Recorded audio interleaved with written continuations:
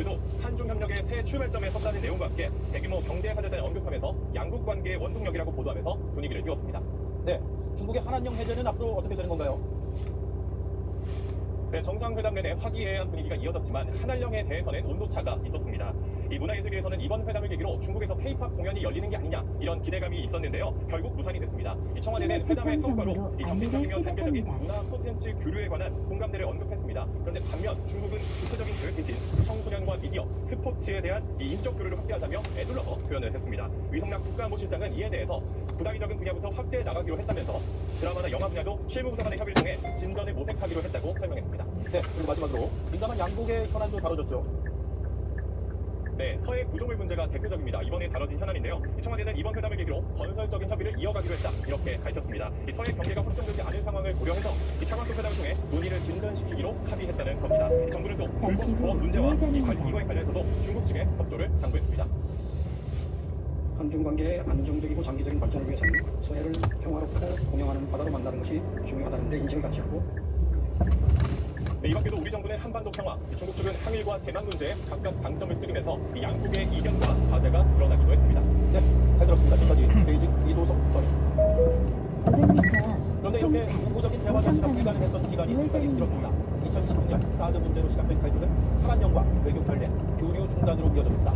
그 정점은 윤석열 전 대통령이 찍었는데 대응과 탄핵 국면에서 허위 주장과 정치 주장, 양국 관계 중단으로 치닫았습니다. 진지 기자. 300m 2016년 중국 사드의 한국 배치가 결정되자 중국 정부는 크게 우회전입니다. 坚决采取必要的措施，来维护自身的安全利益，如此产生一些后果，我们也很 중국 내 한류 콘텐츠를 제한하고 단체 관광을 금지하는 등 이른바 한한령 공군이 시작됐습니다. 잠시 후 이제 우회전입니다. 공군을 쉬고 있습니다. 하지만 중국은 사드 추가 배치, 미국 미사일 방어 참여, 한미일 군사 동맹을 금지하는 산불 조치까지 거론했습니다. 2017년 12월 문 전 대통령 중국 국빈 방문 당시 차관복 공사가 국방에 나오고 왕이 외교부장이 문 전 대통령의 몸을 툭툭 치는 등 외교 결례 논란이 불거지게 됐습니다. 2023년 윤석열 전 대통령이 하나의 중국 원칙을 흔드는 발언을 하면서 관계는 더욱 악화됐습니다. 只要在中国主权安排上搞动作，绝不退让，在台湾问题上玩而不中。 미국 윤 전 대통령 측은 비상법원 비상계엄, 화성, 중국이 간첩 연구에 관한 가짜뉴스를 8시 방향 좌회전입니다. 중국 주명이 미국 오키나와 미국의 시설 내에 가서 분달받았고 그런 거에 대해서 잘해줬다. 평중 시위가 이어졌습니다. 주한 중국 대사관이 우리 외교부의 정치를 촉구하기도 했습니다. 300m 화성, 양강역입니다. 8시 방향 좌회전입니다. 전문가들은 우선 우호적인 분위기를 구성하는 것에 의미가 있다며 복잡하게 얽힌 남북미 문제들을 풀어나가기 위해 한중이 자주 소통할 필요가 있다고 조언했습니다. JTBC 신입니다. 김병기 의원은 강선 의원이 1억 원을 돌려줬다고 했고 법적 문제가 없을 잠시 것으로 후 판단해 문제 8시 삼지 않았다는 방향 주장을 했다. 좌회전입니다. 그런데 당시 보좌진들의 설명은 달랐습니다. 김 의원이 당시 후가 뺄것 같다, 알리바이를 만들어야겠다는 취지의 말을 했다고 했습니다. 위법성을 인지하고 있었던 걸로 의심됩니다. 조국영 기자가 취재했습니다. 그거는 제가 기억하는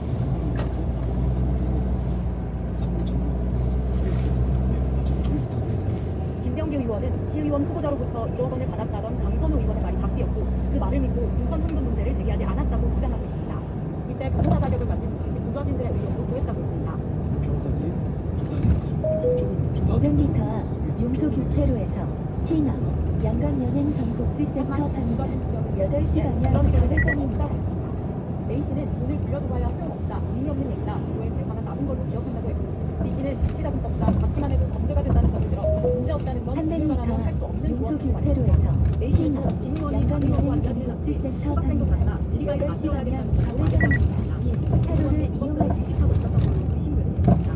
김 의원 측은 제기된 의혹들에 법적인 문제는 없다거나 수사로 밝히겠다는 입장을 고수하고 있지만 어제 탈당 거부 의사를 밝힌 뒤 국내에서는 자진 탈당을 요구하는 싸늘한 여론이 확산되고 있습니다. 이렇게 해서 잠시 후 8시 방향 좌회전입니다. 어떻게 그 요구를 가는 겁니까? 고민이 불러하고 있는데. 민주당 윤리심판원은 다음 주 월요일 김 의원에 대한 징계를 논의하는 내용입니다. JTBC 김호경입니다. 공개된 녹취에는 강선우 의원이 당시 사무국장이 현금 1억 원을 보관하고 있다는 말이 나옵니다. 경찰이 오늘 그 다시 사무국장을 탐색합니다. 정치자금법 위반 혐의 피의자로 불러 조사 중입니다. 그런데 1억 원을 줬다는 김경 서울시 의원은 녹취가 공개되자마자 미국으로 출국했습니다. 경찰은 김 씨 의원의 조사 날짜도 정하지 못하고 있습니다. 송혜수 3.5km 앞까지 경찰이 오늘 무소속 직진입니다. 강선우 의원의 전 사무국장 남모 씨를 정치자금법 위반 혐의 피의자로 소환했습니다. 경찰은 언론에 노출되기 싫다는 남 씨의 뜻에 따라 이례적으로 오늘 새벽 7시부터 조사를 시작했습니다. 남 씨는 지난 2022년 4월 김경 서울시 의원으로부터 1억 원을 받아 보관한 것으로 집계됩니다.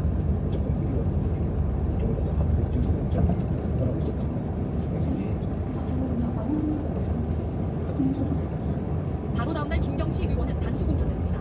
강성 의원은 남 씨에게 1억 원을 돌려주라고 지시했다는 입장입니다. 경찰은 남 씨를 상대로 강 의원이 1억 원과 관련해 어떤 지시를 했는지 등을 조사할 것으로 보입니다.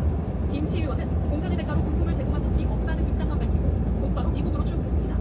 경찰은 사건이 배당된 날 출국해 출국 금지를 못했다는 입장입니다. 김 시의원은 지난해 10월 당내 경선에 종교단체를 동원하려 한 혐의로도 고발돼 있었지만 경찰은 출국 금지는커녕 고발이 무산하지 않았습니다.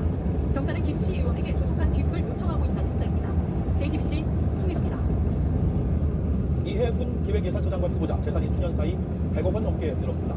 이 후보자 측은 178대 다 돌려받은 가족회사 이상장 주식이 반영된 것이라고 설명했습니다. 국회의원 시절 이에 충돌 소지가 있어 맡겼던 이 주식 예산을 담당하는 장관이 된다면 더더욱 문제가 있다는 지적이 나옵니다. 김예리 기자입니다. 이해훈 기획예산처 장관 후보자 가족 부부는 기상장 회사인 한국실마스터와 TSM 주식을 갖고 있습니다. 배우자 일가가 운영하는 반도체 부품 회사들로 보유 주식 신고가액은 99억 5천만 원에 이릅니다. 그런데 이 주식들 이 후보자가 국회의원이던 시절부터 직무 관련성이 지적되어 왔습니다. 2006년 5월 백지신탁 보고 당시 국회 재정경제위원이던 이 의원 배우자의 한국실마스터 주식 4,266주를 신탁한 기록이 나옵니다. 2012년 이 후보자가 국회를 떠나면서 다시 취임했습니다. 2016년 국회 제200석 600m 기획재정위원직과 앞에 시속 30km 신호과속 단속 구간입니다. 신탁 기간 동안 팔리지 않으면 원소유주에게 받아나는 제도에 혼점이 있다는 지적이 나옵니다. 이상장 주식 같은 경우는 처분하겠다 이런 이유로 들어서 다시 돌려받는 경우가 있는데 사실은 이해충돌 논의를 없애려면 매각을 하는 게 가장 확실합니다. 이 후보자가 인사청문회를 넘어 예산 주무부처의 장관이 된다면 또다시 이해충돌 우려가 제기될 가능성이 높습니다. 모두 기업과 직무가 있는 사람들은 고위 공직이라고 볼 수 있습니다. 많은 향수를 하니까 다른 사람들이 공정하지 못하는 부분인데 특정 업체의 주식을 가지고 있는 그 자체로도 잘못되시오. 공직자 윤리법에 따르면 장관으로 임명되면 2개월 안에 심사를 거쳐 신탁하거나 처분해야 합니다. 이 후보자 측은 JTBC에 임명이 되면 법과 절차에 따라 처리하겠다고 밝혔습니다. JTBC 황예린입니다. 네, 이해훈 후보자는 가족회사 주식만 많이 가지고 있는 게 아닙니다. 그 가족회사의 대표로부터 국회의원 시절 해마다 9회 후원을 받았습니다. 아들은 대학 입시를 위한 스펙 쌓기에도 이 가족회사를 후원한 경우가 나왔습니다. 이해예산처 장관 후보자 배우자의 작은아버지 김모 씨. 김 씨는 이 후보자 가족이 보유한 비상장 회사 한국실마스터 대표로 국회의원이던 이 후보자의 도액을 후원했습니다. 100m 앞에 시속 30km 신호과속 단속 구간입니다. 총 5,500만 원을 후원했습니다. 이 후보자가 사실상 가족회사에서 의정 활동에 들어가는 돈을 촉발했다는 지적이 가능한 대목입니다.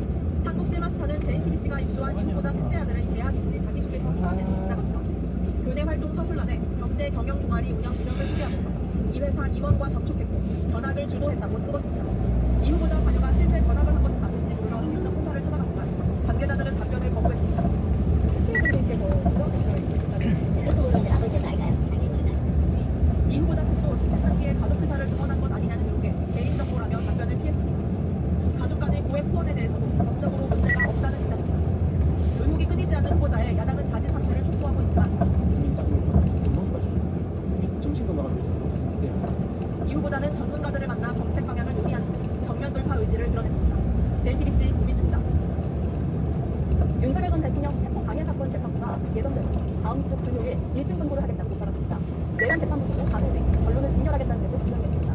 지연 전략을 펼치는 김용선 전 장관 법원들에게 지기현 판사가 강한 질타를 하게 됐습니다. 정수하고 사도입니다. 앞서 결심과 함께 결론이 종결된 윤석열 전 대통령 체포 방해 사건 재판은 증거 조사를 위해 오늘 추가 기일이 열렸습니다. 윤 전 대통령은 방어권 동장을 주장하며 기일을 더 열어달라고 요구했습니다. 언론이 제기됐던 이거를 바로 다시 종결하시는 것보다 시간을 두고 주시고 증거조사가 필요하다라고 판단이 되시면 증거조사 기일을 좀 지정을 해서 진행될 수 있도록 좀 허락해 주시기를. 변호인들도 내란 우두머리 사건 재판 결과를 지켜봐야 한다며 재판을 늦춰달라고 했습니다. 하지만 재판부는 1심 선고를 오는 16일 예정대로 하겠다고 꼽아갔습니다.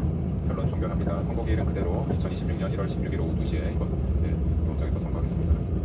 어젯밤 9시가 넘어서야 끝난 내란 재판에선 특검의 발언 도중 김용현 전 장관 변호인들이 재판부 제지에도 계속해서 끼어들었습니다. 수사검사에게 발언권이 없다며 변호인들이 항의를 이어가자 결국 재판장도 목소리를 높였습니다. 왜 상대편 말을 어떻게 막아요?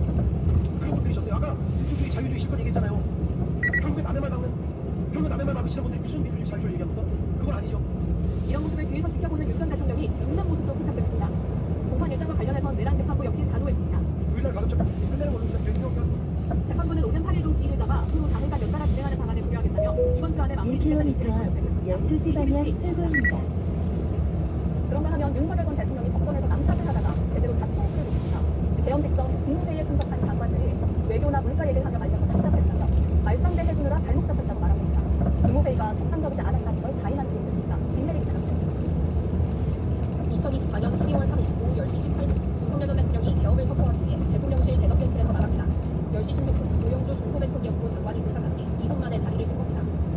계엄 전 국무회의는 5분도 채 열리지 못했습니다. 윤 전 대통령은 어제 재판에서 그때 모였던 국무위원들을 탄핵했습니다. 최소한의 정도 감각이라도 갖추고 있는 사람들이었으면 오히려 야당한테 막 협박당할 수 있지 않겠습니까? 이런 얘기를 사실은 좀 나도 기대하고 그럴 수 있는 상황인데 일부 장관들은 계엄 척도의 비교적 파장이나 국내 물가에 미칠 영향을 우려하며 반대했는데 그럴 게 아니라 야당의 공격에 어떻게 대처할지 의견을 내서야 한다고 500m 12시 방향 국민이 오히려 공격을 출구입니다. 잡는다는 주장도 폈습니다. 내가 그 말상대하고 대꾸해 주려고 나머지 6명에 대한 전화 연락을 조금 연락하는 게 시간이 좀 지체된 건 맞잖아요. 그래서 이 사람들한테 어떻게 보면 내가 좀 발목이 잡혔다고 할까?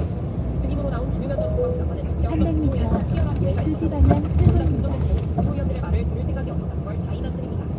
앞서 한덕수 전 총리는 본인이 거기에 국무회의가 열렸다고 주장했는데 윤 전 대통령과 김 전 장관은 말도 안 된다며 한전 총리를 비난했습니다. 이 얘기는 좀 말도 안 되는 얘기고 한두 총리님이 알고 계시는 건 한 가지지만 모르고 있는 게 지금 9가지. 윤 전 대통령이 주장하면 김 전 장관이 맞장구를 치면서 내란 1, 2자가 법정에서 양속 대련을 하는 듯한 모습이 계속됐습니다. JTBC 김혜리입니다. 잠시 후 12시 방향 출구입니다. 내란 특검을 상대로 첫 압수수색을 진행했습니다. 수사 자료를 확보하기 위한 절차인데 먼저 박성재 전 장관이 계엄 당시에 포고령 위반자들을 가두기 위해서 수용공간을 파악했다는 의혹부터 묻어나기로 했습니다. 조혜연 기자가 보도합니다. 경찰청 국가수사본부 특별수사본부가 오늘 오전 내란 특검 사무실을 찾아 압수수색 영장을 집행했습니다. 신용회 전 법무부 국정본부장의 내란 추후의 무정차 혐의에 대한 특검의 수사 자료를 확보하기 위해서입니다.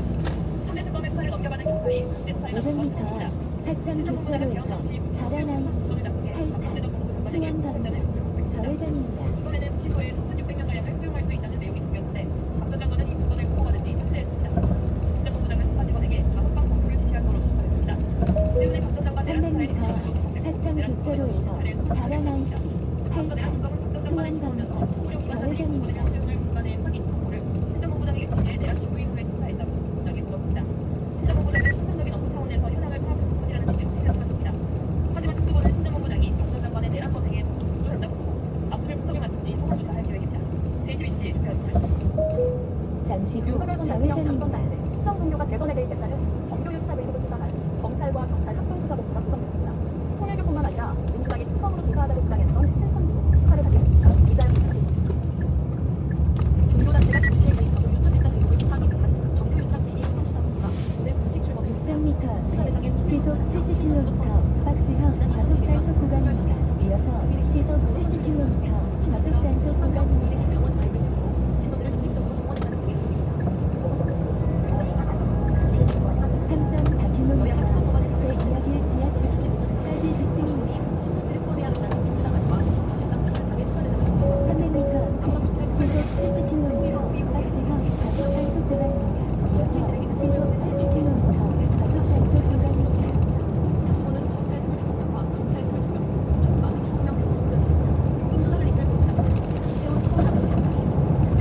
김 지검장은 최근에 오만석 전 검찰총장 직무에 대해 대장동 박정국이 논란 당시 경위를 설명해달라는 일선 검사장들의 설명에 이문정 서울남부 지검장과 함께 공감되지 않습니다. JTBC 이자연입니다. 네, 지금부터 양평 고속도로 중점 변경 의혹에 대한 JTBC 단독 보도를 이어가겠습니다. 김건희 씨와 김진우 씨가 중점당의 전원주택 사업을 구상한 사건이 나왔습니다. 이 사업은 객실과 있는 수건입니다. 부상 시점은 고속도로 예비 타당성 결과가 나오기 전입니다. 그동안에는 중점 변경으로 땅값 상승을 노린 것인가가 의혹의 중심이었습니다. 그런데 저희가 확인한 문건을 보면 땅값을 넘어 주택 사업에 그대로 이용되려 한 게 아닌지 의심입니다. 윤정주 기자의 해석입니다. 서울 양평고속도로는 2021년 양평군 양서면으로부터 예비 타당성 구상을 공개했습니다. 그런데 2022년 윤석열이 수행하면서 고속도로가 중점 변경을 공개했습니다. 이듬해 2013년 9월 김건희 일가당이 있는 당선으로 고속도로는 대안 노선을 발표했습니다. 특혜 논란이 커지자 고속도로는 변경 구상인에 고속도로는 일치가 있습니다. 다음 댓글 사실 민주당 그리고 지금 제기하는 사람들이 처음부터 고속 결정 과정에 과도를 지시죠. 중점 변경 의혹은 특검이 특검 수사 대상이었습니다. 특검은 윤석열 인수위에 관련된 국토부 김포과정과 국토부 서기관을 거쳐 중점 변경 지시가 유효업체까지 전달된 것을 파악했습니다. 인수위 관계자로부터 우선을 다른 상명으로 변경하라는 지시가 유효업체 관계자들이 처음 만난 적이었습니다. 모든 변경은 적극 준비했습니다. 인수위에 관련된 국토부 과정이 2023년 7월 9일 국토와 통과해서 여사가 I씨가 아니라 J씨를 내니까 화가 난다는 취지로 한 공경 파일도 1km 제2길 지하제도 진입입니다.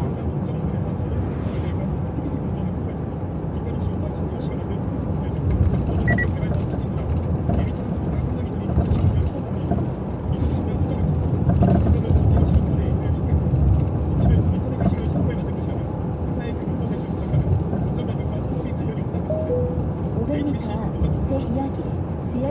이로 시가 만든 주택사업 공간의 양평고속도로 예비 타당성 평가 통과 예정이라고 적혀있습니다. 그리고 사업의 수익성을 보여주는 예상 분양가까지 300m 제2항 서대 정부가 들어서자마자 지하철로 서울시가 진입입니다. 방에 있는 강상면으로 공정 변경이 추진됐습니다.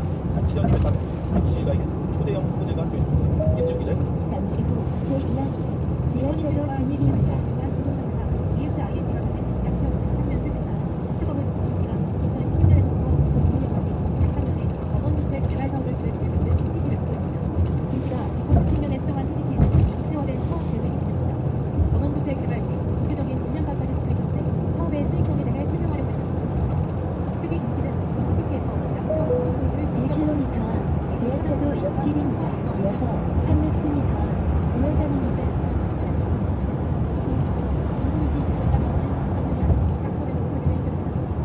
실제로 PPT 작성 이듬해인 2021년 양서면을 중점으로 한 서울 양평 고속도로 예비 타당성 조사가 통과됐습니다. 이후에 윤석열 정부가 들어서자 공정 변경이 추진됐습니다. 공정이 양서면이 아닌 500m 지하철로 옆길입니다. 이어서 310m 우회전입니다. 사업 계획이 공정 시대보다 공정 변경에 개입할 이유가 될 수 있다고 의심해 진행했습니다. 300m 지하철로 옆길입니다. 이어서 310m 우회전입니다. 차로를 이동하세요. 사고 다발 구간입니다. 네, 잠시 내용을 후 주장하고 있습니다. 지하철로 옆길입니다. 이어서 이번 시간 310m 우회전입니다. 우회전입니다. 다시 살펴볼까요? 전원주택 개발 사업 추진 확정이라는 제목입니다. 300m 다른 방향 우회전입니다. 이어서 150m 좌회전입니다. 차로를 이용하세요. 분양가까지 예상했습니다. 특히 PPT에서 양평고속도로를 직접 언급했습니다. 잠시 후 예비 타당성 우회전입니다. 이어서 150m 좌회전입니다. 양성으로 내용 2020년에 예비 타당성 평가를 요구했습니다. 예, 일단 이 문건은 중점이 김건희 씨의 가족 땅이 있는 강상면으로 변경되기 전에 만들어졌다는 거죠. 그렇습니다. 이 파워포인트가 만들어질 당시에는 양평고속도로 중점을 잠시 후 양성에 좌회전입니다. 유진신특검의 금융권 대출용으로 이 파워포인트를 만들었다고 진술한 것으로 알려졌는데요. 이 대출을 위해서 사업 성공 가능성을 강조해야 하는데 이 김준호 씨는 양평고속도로 자체가 사업 호재라고 판단한 셈입니다. 예. 그런데 윤석열 정부 들어 추진됐던 것처럼 중점까지 가족 땅이 있는 강상면으로 변경이 되면 주택 사업에는 훨씬 더 큰 호재가 될 수 있습니다. 전원주택 사업은 도시에서의 접근성이 핵심이기 때문입니다. 그렇죠. 그동안 종점 변경을 두고 김건희 씨 가족의 땅값에 집중이 됐는데 이제는 사업 지표 이후까지 번지는 것 같아요. 그렇습니다. 전원주택 개발에는 큰 진전은 없었고 사업 자체는 되지 않는 것으로 조사가 됐지만 가정이지만요. 만약에 강상면으로 중점을 변경하는 안이 계속해서 유지가 됐다면 사업이 추진됐을 수도 있습니다. 예. 사업 특혜로 이어질 수 있었다 이렇게 해석이 될 수 있는데요. 그럴 만큼 더욱더 윤석열 정부 들어서 왜 종점을 양서면에서 강상면으로 변경하려고 했는지 규명할 필요가 있습니다. 그럼 일단 윤석열 정부 인수위가 개입했다는 것까지는 확인됐다고 보겠습니다. 예. 서부 서기단이 인수위 관계자로부터 노선을 강상면 쪽으로 변경하라는 지시를 받고 노선 변경을 적극 주문한 것입니다. 자, 마지막 질문입니다. 핵심은 결국 그 윗선이 있느냐 여부죠. 그렇습니다. 인수위를 움직이게 한 배우가 누구인지 윤석열 전 대통령 부부가 개입하지 않았는지 수사가 필요합니다. 예. 앞서 특검은 윤석열 정부 인수위에 있었던 관계자가 I씨가 아니라 J씨로 해서 여사가 화났다 이런 취지의 음성 녹취를 확보를 했습니다. 해당 관계자는 농담식이었다, 후념식이었다 이렇게 해명을 했지만요. 하지만 김건희 씨 일가가 전원주택 사업을 검토했었다는 사실이 드러나면서 의혹은 더 커지고 있습니다. 현재 국가수사본부가 특검으로부터 사건을 넘겨받아서 수사를 이어가고 있습니다. 네, 연재환 기자도 취재를 이어가야 될 것 같습니다. 수고했습니다. 국가인권위원회가 최근 성비위를 저지른 혐의로 경찰 수사를 받고 있는 과장급 간부를 직위 해제했습니다. 그런데 그 간부 직장 내 성희롱 문제를 담당하는 성차별 시정과의 과장이었던 것으로 확인됐습니다. 임지은 기자의 단독 보도. 국가인권위원회는 지난 1일자로 과장급 간부 A씨를 직위 해제하고 대기 발령 조치를 내렸습니다. 국가공무원법상 금품 비위나 성범죄 등으로 수사 중이며 비위 정도가 중대해 정상적인 업무 수행을 기대하기 어려운 경우에 해당한다고 본 겁니다. 그런데 JTBC 취재 결과 인권위에서 성차별 성희롱에 관한 조사와 구제를 담당하는 성차별 시정 과장인 것으로 파악됐습니다. 앞서 서울수사경찰서는 지난해 12월 우회전입니다. 인권위 측의 A 과장의 등등 행위에 대한 공무원 범죄 수사 지시를 공식 통보했습니다. 지난해 6월 지인을 상대로 부적절한 신체 접촉을 한 혐의입니다. 인권위도 자체 조사에 착수했고 A 과장의 직위 해제를 결정했습니다.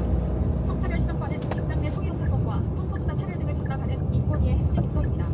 A 과장은 지난해 1월 잠시 후 성차별 시정과가 보직을 우회전입니다. 받았습니다. 이어서 안창호 위원장 170m 취임 이후 단행된 우회전입니다. 2022년 성차별 시정과가 신설되고 남성이 임명된 건 처음이었습니다. 당시 인권위 내부에선 안 위원장의 인사를 두고 새로 발령받은 과장에 대한 성인지 감수성이 우려된다는 목소리가 나왔던 것으로 전해졌습니다. A 과장은 취재진의 직위 해제 사유는 밝힐 수 없다면서도 경찰 수사에 대해서는 본인이 아니라고 부인했습니다. 취재진은 공무원 범죄 수사 개시 통보 여부를 재차 확인하고 오늘도 입장을 묻기 위해 여러 차례 연락했지만 답변을 받지 못했습니다. JTBC 임지은입니다. 윤석열 전 대통령이 지켜봤다는 유튜브 채널의 진행자 고성국 씨가 국민의힘에 입당 원서를 냈습니다. 당치도부인 김대원 최고위원이 직접 가서 원서를 받았습니다. 그렇게 윤 어게인 인사들을 우대하는 모습에 쇄신과 외연 확장 의지는 더욱 약해졌다는 비판이 제기됩니다. 우원석입니다. 윤석열 전 대통령과 똑같은 비상계엄을 요구하고 잠시만요. 우회전입니다. 이어서 10m 목적지가 있습니다. 탄핵 반대에도 앞장섰던 유튜버 고성국 씨가 국민의힘에 입당했습니다. 방송 중 입당 원서를 썼는데 김재원 안내를 종료합니다. 출전하는 김대원님이 좀 추천해 주시면 되겠어요. 딱 최고위원으로 이렇게 광고로서 알겠습니다. 저도 이제 사인해야 돼요. 그럼 저는 이제 김재원 계보가 되고 이제 제가 고성국이가 되겠습니다. 두 사람은 함께 한동훈 전 대표를 비판하기도 했습니다. 개인정보 수집 이용 제3자 제공에 동의합니다. 한동훈 나온도 이걸 쓰면 됐거든요. 저는 이제 제 주소, 전화번호, 뭐 계좌번호 이런 거 당에서 언제든지 보실 수 있도록. 당원 게시판 사건을 조사하는 과정에서 한 전 대표 측이 개인정보보호법 위반을 주장한 걸 꼬집은 겁니다. 국민의힘 한 의원은 고씨 입당 또 이걸 공개적으로 지지한 김 최고위원을 당을 나락으로 보내려는 것 같다고 비판했습니다. 어제 개파색이 옅은 김도 정책위의장이 내 소리는 여기까지라며 물러난 상황에서 당의 균형추 대신 윤어게인 세력만 모여 목소리를 내는 것 아니냐 우려가 커지고 있습니다. 이런 가운데 최근 장동혁 대표의 개혁 사과를 요구한 오세훈 서울시장은 안철수 의원과 오늘 저녁 만찬 회동을 합니다. 이들이 당 쇄신과 관련해 어떤 메시지를 내놓을지 주목됩니다. JTBC 우원수입니다. 로봇계가 춤을 추더니 덤블링을 합니다. 사람 모양을 본 듯 일꾼 로봇도 관절을 유연하게 쓰며 바닥에서 일어났고 직접 친구를 소개하기도 했습니다. 우리 기업이 만든 피지컬 로봇들이 곧 마리오를 CES를 더 뜨겁게 달궜습니다. 미국 라스베이거스에서 김민 기자입니다. 170cm 키의 로봇이 자연스럽게 걸어나와 손을 흔들자 관중석에서 환호한 찬성이 터져나옵니다. 오늘 현대차가 공개한 일군 로봇 아틀라스입니다. 사람처럼 움직이면서도 손과 발, 목 등의 관절을 360도 회전하며 50kg짜리 물건을 들 수 있습니다. 영하 20도, 영상 40도의 극한 환경에서도 작업이 가능합니다. 로봇의 집단 교감까지 가능한 아틀라스 3만 대가 2년 뒤인 2028년 실제 공장에 투입될 예정입니다. 현대차는 로봇의 능력을 키우기 위해 구글 AI, 제미나이를 탑재하기로 했습니다. 에이펙 때 서울에서 까꾸 회동을 뭉쳤던 엔비디아와의 협력도 강화합니다. It also takes cutting-edge technology. That's why we partner with cutting-edge global tech leaders. One of these valuable partners is NVIDIA. 같은 시간 CES의 또 다른 무대, 테크업계의 슈퍼스타인 젠슨왕 엔비디아 CEO가 슈퍼칩과 AI 모델을 공개합니다.